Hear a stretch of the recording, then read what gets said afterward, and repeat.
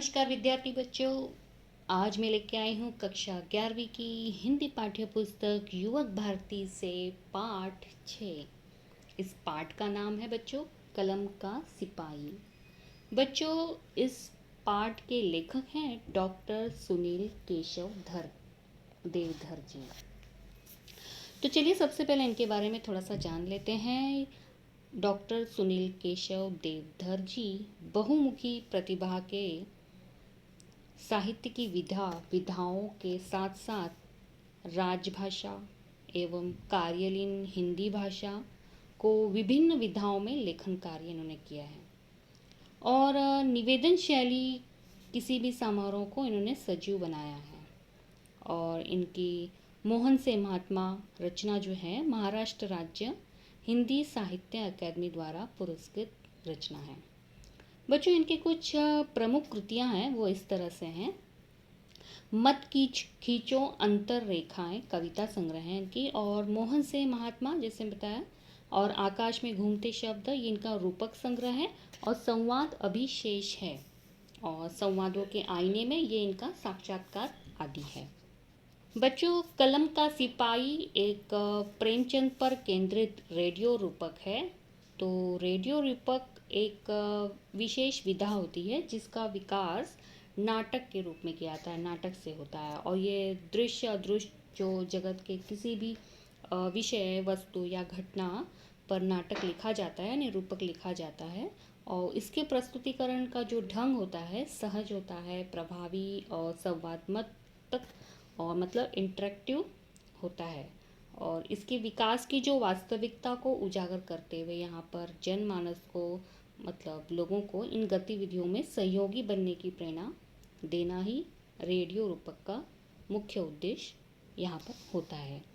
तो चलिए सबसे पहले लेखक यहाँ पर इस पाठ की प्रस्तावना के बारे में क्या कहते हैं देखते हैं कि लेखक यहाँ पर प्रेमचंद के बारे में कहना चाहते हैं और कि उनके नाटकों के बारे में कि वो इस तरह से हैं कि किसान और मजदूर वर्ग के जो मसीहा माने जाते हैं हमारे प्रेमचंद जी के जीवन के मूल तत्वों और सत्य को सामंजस्यपूर्ण दृष्टि से प्रस्तुत करना इनका हमेशा उद्देश्य रहा है।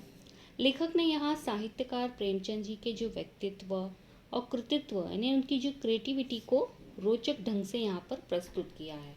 तो क्या क्या बताया है, चलिए देखते हैं इस पाठ को कि देवधर जी यहाँ पर क्या कहते हैं। बच्चों, प्रेमचंद जी के उपन्यास तथा कहानियों में जो सामायिक मॉडर्न जीवन की जो विशालता रही है, अभिव्यक्ति जो एक्सप्रेशन रहा है का यहाँ पर जो खरापन है और पात्रों की जो विविधता है यानी वेरिएशन जो है, सामाजिक अन्याय का विरोध करना और मानवीय मूल्यों से मित्रता और संवेदना, ये सारा, और धन के शत्रु और किसान वर्ग के जो मसीहा माने जाते हैं हमारे, ऐसे ही मुंशी प्रेमचंद जी का यहाँ पर परिचय दिया जाता है कि प्रेमचंद जी ने सामाजिक समस्याओं के और मान्यताओं के जीते जागते चित्र यहाँ पर उपस्थित किए हैं, जो हमेशा मध्यम वर्ग, किसान, मजदूर और पूंजीपति हमारे समाज के दलित और शोषित व्यक्तित्वों के जीवन को यहाँ पर संचालित किया है। उनके साहित्य का मूल स्वर बच्चों ऐसा है कि डरो मत।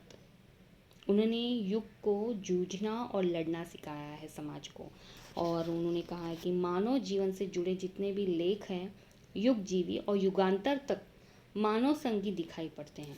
इनके जो चाहे शिक्षा संबंधी आयोजन हो या विचार गोष्ठी अथवा या संभाषण, प्रेमचंद की जो विचारधारा है उनके साहित्य तथा प्रासंगिकता पर चर्चा हमेशा होती है। उनके साहित्य की हमेशा यही विशेषता रही है। बच्चों, प्रेमचंद जी की जो साहित्य रचना लिखने के कई सालों बाद आज भी हम किसान, पिछड़े वर्ग और शोषित वर्ग के कल्याण की जिम्मेदारी अनुभव कर रहे हैं। अपने युग के जो प्रतिगामी शक्तियों का जो विरोध करने वाले प्रेमचंद जी एक श्रेष्ठ विचारक और समाज सुधारक नजर आते हैं। जीवन के प्रति उनका जो दृष्टिकोण है वो आप लोगों को उनकी कहानी कफन और पूस की रात में दिखाई पड़ता है। इन कहानियों में नया मोड़ लाता है और गोदान जैसे उपन्यास में नए सांचे में ढलने लगता है। उनके साहित्य से कभी वे मानवतावादी, सुधारवादी, प्रगतिवादी तो कभी गांधीवादी भी दिखाई पड़ते हैं, किंतु वे हमेशा वादातीत रहे हैं। बच्चों, उनके जो पात्र, चाहे वह होरी हो जो गोदान उपन्यास का, या अलोपी दिन हो या वंशीधर, समाज के अलग अलग क्षेत्र के व्यक्तित्व का प्रतिनिधि वे करते नजर आते हैं। बच्चों, युग चेतना के लिए उन्होंने एक जागरण निकाला था, जागरण पत्रिका निकाली थी, और विभिन्न भाषाओं के साहित्य को एक दूसरे से परिचित कराने के लिए उन्होंने हंस का भी प्रकाशन किया था, हंस पत्रिका का। उनका प्रगतिशील आंदोलन, विचारोत्तेजक निबंध, व्याख्यान आदि ने साहित्य, भाषा और साहित्यकारों के दायित्व की ओर जनसाधारण का ध्यान हमेशा आकर्षित किया है, और साथ ही संदर्भ और समाधान भी दिए हैं और इशारा भी किया है। उनके द्वारा जो लिखे गए गोदान, कफन, ईदगाह, बूढ़ी काकी और देहाती जीवन का जो चित्रण मिलता है, और प्रतिज्ञा और निर्मला और सेवा सदन उपन्यास में शहरी जीवन का चित्रण मिलता है। उनके साहित्य का मूल उद्देश्य बच्चों यही रहा है कि उस समाज के क्रमिक विकास के दर्शन कराना चाहते थे वे, जो सामाजिक रूढ़ियों पर आधारित है। लोगों की ज़रूरतें पूरी करने और विकास की सुविधाएं निर्माण करने का अवसर निर्माण करने वाले समाज व्यवस्था की चाह उन्हें थी।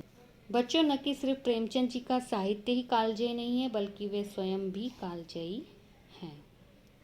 तो बच्चों, मैंने इस पाठ को सारांश के रूप में इन शॉर्ट थोड़े ही बातों से प्रेमचंद जी के बारे में बताया है। आप लोगों को पुनः पुस्तक से यह पाठ पढ़ना होगा, क्योंकि मैंने यहाँ पर सारे संवाद, सारे कहानियों के यहाँ नहीं बताया है। इसके लिए आपको प्रेमचंद की सारी कहानियों को समझना होगा, तो ही आप प्रेमचंद को यहाँ पर समझ सकते हैं।